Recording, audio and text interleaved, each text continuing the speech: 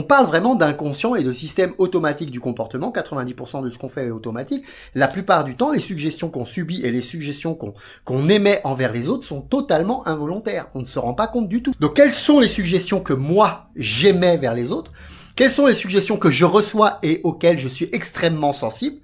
Par exemple, si je suis très gourmand, quand je passe devant un magasin ou une boulangerie qui présente des beaux gâteaux, des belles pâtisseries dans la devanture et sur la vitrine, eh bien à ce moment-là, c'est une suggestion de rentre dans la boutique, acheter immédiatement un pain au chocolat ou un croissant ou un millefeuille, parce que c'est une suggestion de l'environnement. Donc je vais être est-ce que je suis très sensible à ça, ou bien au contraire, je suis un sportif de très haut niveau, je m'appelle Ronaldo, je suis très à cheval sur mon hygiène alimentaire, je vais passer devant cette boulangerie et la suggestion ne va avoir aucun impact sur moi du tout. Et donc on va avoir vraiment deux comportements automatiques différents. Le premier, ah bah moi je rentre en automatique, j'achète mon croissant. Le deuxième qui regarde même pas ça.